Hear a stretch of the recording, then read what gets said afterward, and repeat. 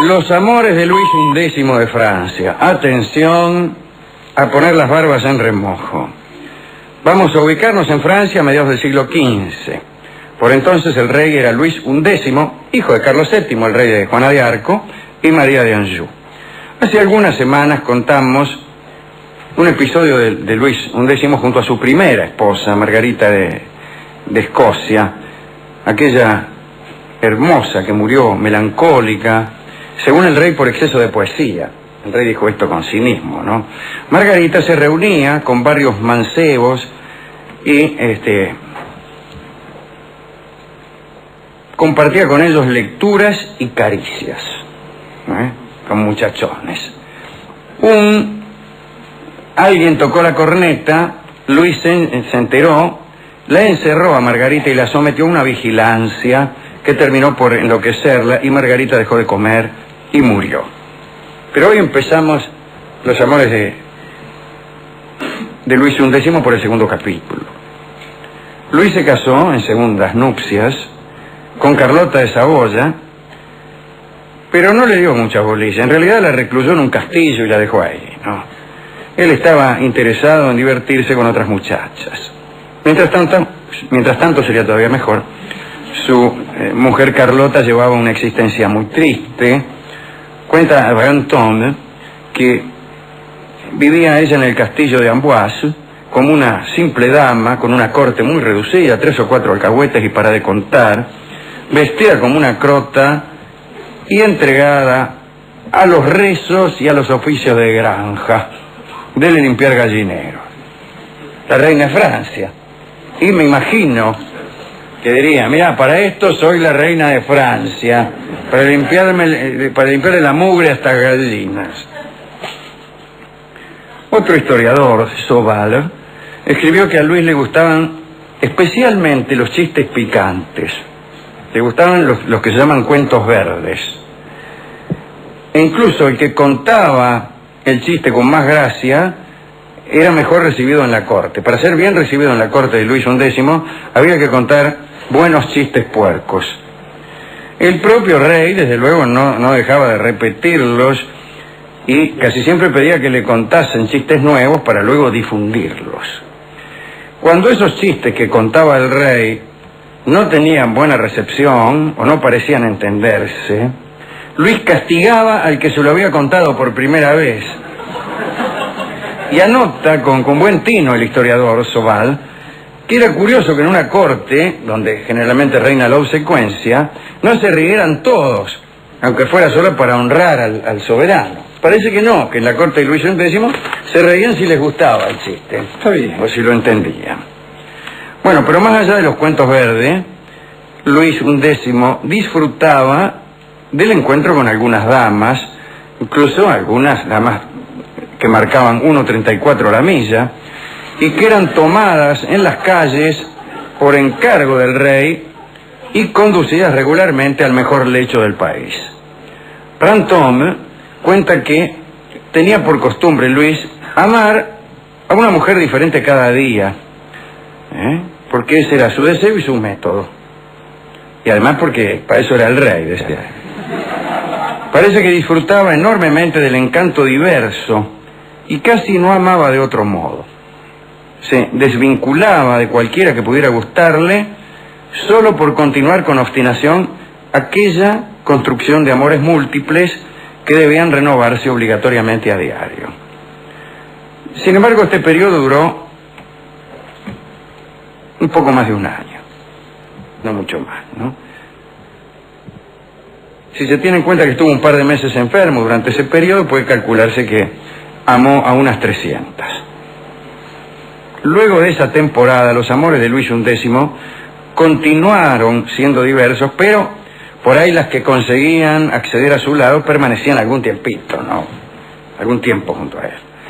De viaje o de campaña, tomaba lo que se le ponía al alcance de la mano, si me permiten la metáfora. En la Picardía, cuando combatía él contra el duque de Borgoña, fue abordado en una aldea llamada Gigon por una mujer sollozante que se arrojó a sus pies. La dama explicó que los soldados del rey habían matado a su marido.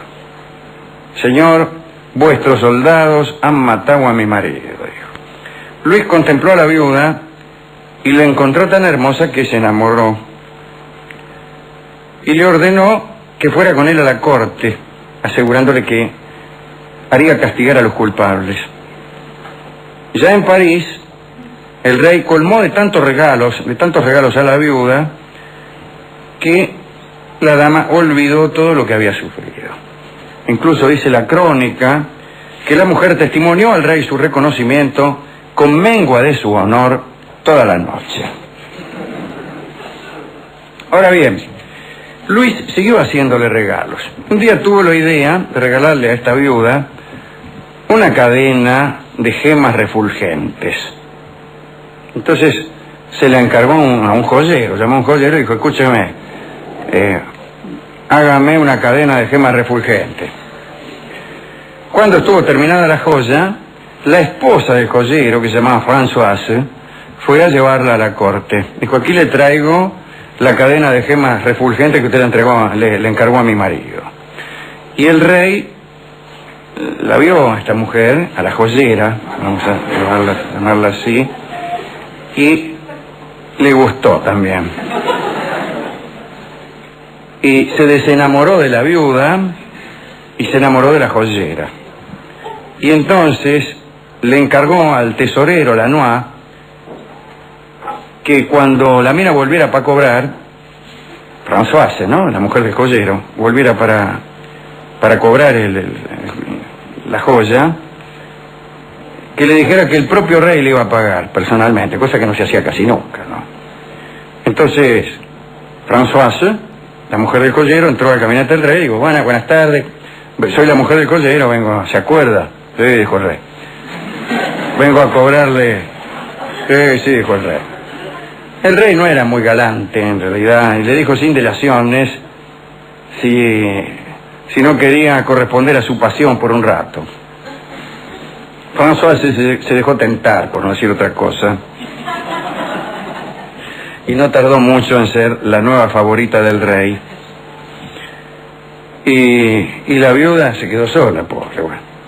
Pero esta chica, Françoise, la mujer del joyero, corrigió a Luis en algunos aspectos de su conducta que lo desmerecían como rey.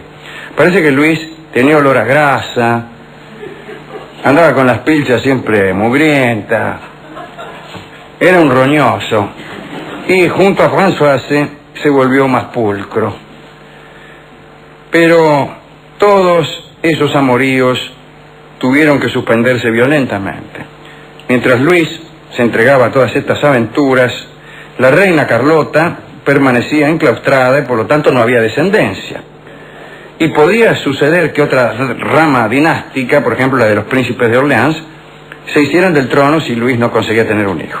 Y entonces el rey se preocupó, y más se preocupó cuando justamente el príncipe Carlos de Orleans tuvo un hijo con su esposa María de Clèves.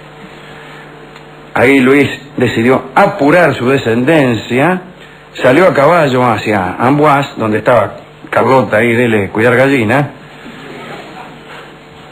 y parece que Carlota se asombró mucho al verse arrastrada a una cama, incluso antes de ser saludada. Parece que durante algún tiempo el rey hizo todo lo que pudo por asegurar el porvenir de la dinastía. En 1463 se sintió feliz porque Carlota estaba embarazada. Dio a luz, sin embargo, una niña, la famosa Juana, que era desdichada físicamente, y bajo indicaciones eruditas, el rey entendió que no debía desperdiciar su fervor, por lo que clausuró su encuentro con otras damas para conseguir finalmente el heredero.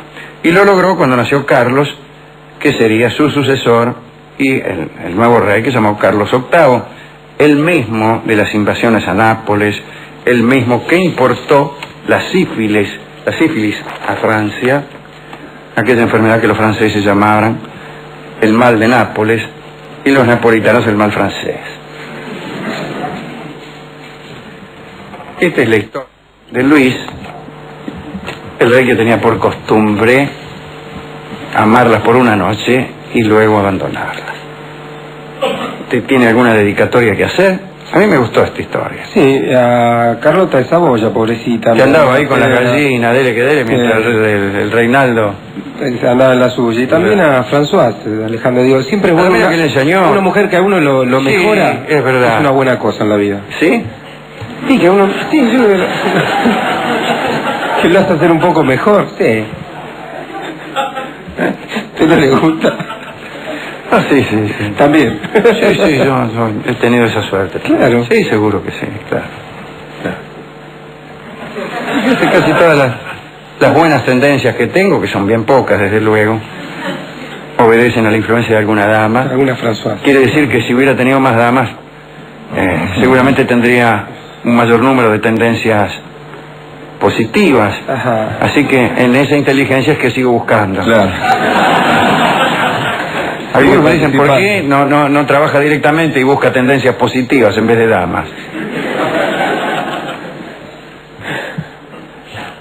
Bien. Hemos ido a la discoteca a buscar discos acordes con esta historia de este hombre a quien no le duraban los amores. Y el vals, que se llama Me besó y se fue, es estupendo, especialmente para ver esta historia desde los ojos de las chicas que se acercaban a Luis, ¿no? Que bien hubieran podido decir esta frase: ¿cómo te fue con el rey? Bien, me besó y se fue. Pero el rey hacía un poco más que eso, seguramente. Me besó y se fue en la versión clásica de Hugo del Carril.